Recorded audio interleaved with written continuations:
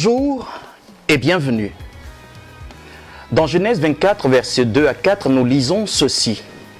Abraham dit à son serviteur le plus ancien de sa maison, l'intendant de tous ses biens, « Mets, je te prie, ta main sous ma cuisse, et je te ferai jurer par l'Éternel, le Dieu du ciel et le Dieu de la terre, de ne pas prendre pour mon fils une femme parmi les filles des Cananéens, au milieu desquels j'habite, mais d'aller dans mon pays et dans ma patrie, prendre une femme pour mon fils Isaac. » Genèse 24, versets 2 à 4. Ce merveilleux récit, dont vous trouverez les détails dans les versets suivants du même chapitre, nous place dans le contexte général de la quête de l'âme sœur. Oui, la quête de l'âme sœur. Cette préoccupation qui est à la fois partagée par les parents ainsi que par les jeunes hommes et les jeunes filles est celle de beaucoup d'entre vous qui regardez. Qui est mon âme sœur? Avec qui dois-je me marier? Comment faire le bon choix? Cette série de questions aussi importantes les unes que les autres pourrait s'étendre à tous les autres domaines de cette vie. Mais le souci majeur consiste à se prémunir de ce qui est faux et trompeur. Voyez, notre souci principal consiste surtout à discerner ce qui mérite notre confiance et notre engagement total. Alors, comment faire le bon choix? Il est clair que chacun y va de sa méthode.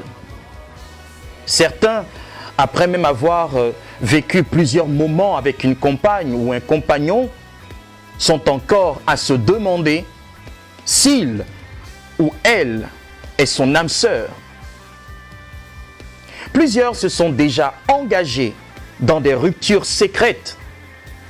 D'autres se consolent avec les maîtres et les maîtresses, toujours dans les salles de classe du primaire, pour faire des choses que les élèves n'oseraient même pas faire. Et que dire de ceux et celles qui divorcent avec leur conjoint pour un autre ou pour une autre? Cette belle et émouvante histoire qui a abouti à la rencontre de deux êtres destinés l'un à l'autre est partie, comme vous le savez, d'un souci. Oui, un souci. Abraham, le père de la foi, avait à cœur que son fils Isaac épouse la bonne personne. Il craignait que son fils ne tombe sous les charmes d'une Cananéenne qui aurait pour mission secrète de compromettre le plan merveilleux de Dieu. Faire le bon choix, prendre la bonne décision, s'ouvrir à la bonne option, telle était la préoccupation du père de la foi pour son fils. À travers donc la figure d'Isaac, d'Abraham et du serviteur, la Bible nous invite à découvrir les dispositions de foi qui préservent de l'erreur et qui conduisent au vrai, à l'authentique et au choix crédible. Oui. J'aimerais, pour commencer, attirer notre attention sur la figure d'Isaac. Isaac représente tous ceux et toutes celles qui, pour tous les domaines de leur vie, aspirent à faire le bon choix. Il s'agit d'hommes et de femmes qui ne demandent qu'à prendre les bonnes décisions et à faire les meilleures options. Isaac, c'est vous, bien-aimés. Isaac, c'est moi. Nous avons tous droit au bon, au parfait et au meilleur. De même qu'Abraham était soucieux pour son fils Isaac, Dieu ne pense qu'à nous offrir ce qui est exceptionnel. C'est cela son plan. C'est cela sa volonté pour chacun de nous. Mais c'est à nous, oui, c'est à nous de nous disposer à reconnaître ce que Dieu nous donne généreusement à travers les événements et les circonstances de la vie.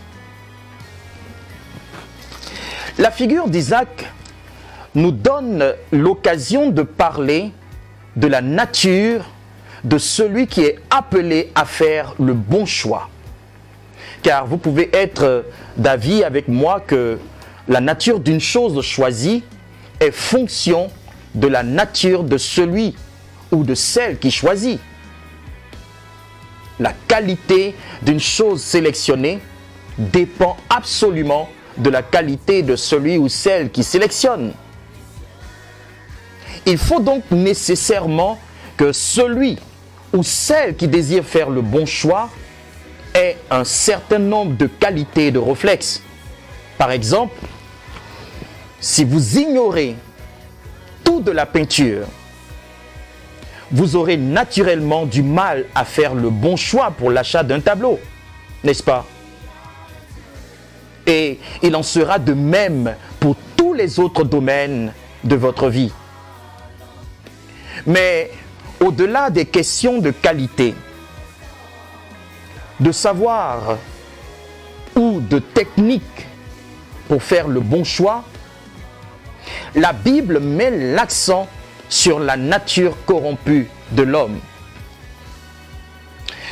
Dans la première épître de Paul aux Corinthiens, au chapitre 2, verset 14, il est écrit ceci: « L'homme animal ne reçoit pas les choses de l'Esprit de Dieu, car elles sont une folie pour lui.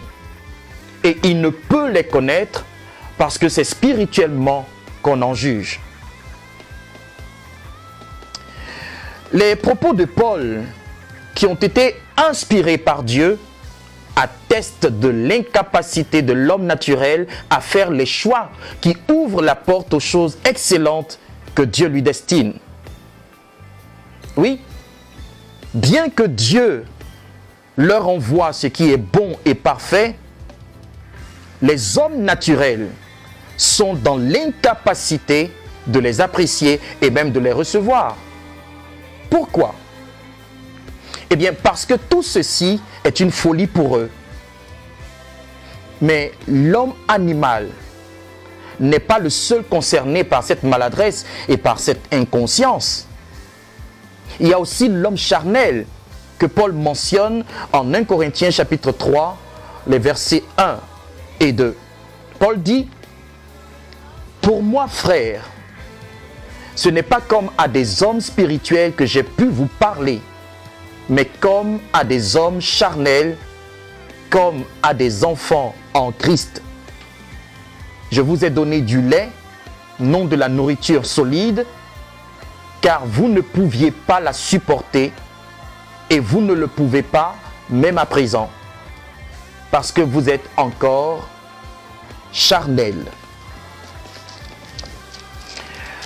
En définitive, chers amis, seul l'homme spirituel est qualifié pour s'engager avec succès dans une telle responsabilité. Lui seul saurait apprécier ce qui vient de Dieu. Seul lui pourrait faire le bon et le meilleur choix. Alléluia. Ainsi, l'homme naturel, l'homme charnel et l'homme spirituel sont les trois types de caractères qui s'offrent à vous chaque fois qu'il sera question de faire un choix ou de prendre une importante décision. Si vous êtes sur le point de faire un choix ou d'engager quelque chose de décisif, posez-vous la question suivante: suis-je un homme animal, un homme charnel ou un homme spirituel? Qu'est-ce que l'homme animal?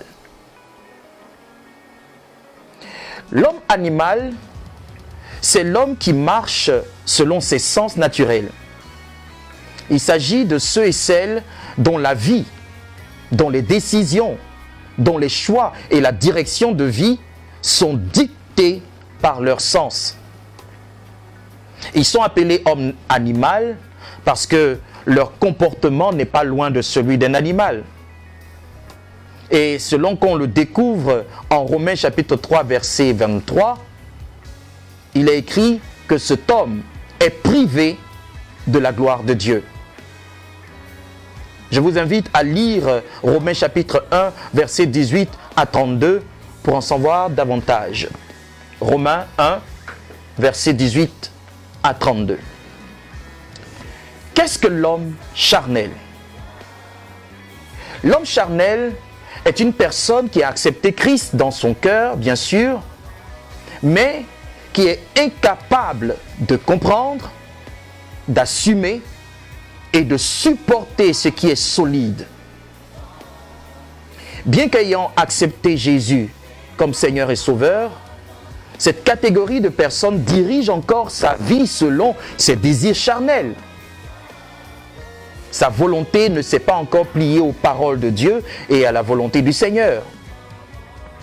L'ego et la volonté propre sont encore maîtres de leur vie, maîtres de leurs choix et maîtres de leurs décisions. Qu'est-ce que l'homme spirituel? Eh bien, l'homme spirituel est une catégorie de personnes qui a intégré Christ dans sa vie et qui lui a donné totalement la direction de son existence. Sur cette base, selon le contexte qui était le sien, on peut dire que Isaac s'est conduit en homme spirituel. Oui. Contrairement à ceux qui se fient en leur propre jugement, Isaac avait choisi de faire confiance au jugement de celui qui pèse les cœurs et les reins, le Dieu d'Abraham. Nous lisons en Genèse 24, versets 66 et 67 ceci. Le serviteur raconta à Isaac toutes les choses qu'il avait faites. Isaac conduisit Rebecca dans la tente de Sarah, sa mère. Il prit Rebecca qui devint sa femme et il l'aima. Ainsi fut consolé Isaac après avoir perdu sa mère. Chers amis, Isaac, nous le savons tous, est le fils de la promesse. Il doit sa naissance par l'intervention de la grâce divine et de la foi persévérante de ses parents. On se souvient encore comment sa vie avait été épargnée sur le mont Moriah. Vous aussi, vous pouvez vous rappeler comment votre vie a été épargnée de la condamnation éternelle sur la montagne de Golgotha. Isaac est donc la figure de ceux et celles qui sont sauvés par la grâce et par le moyen de la foi.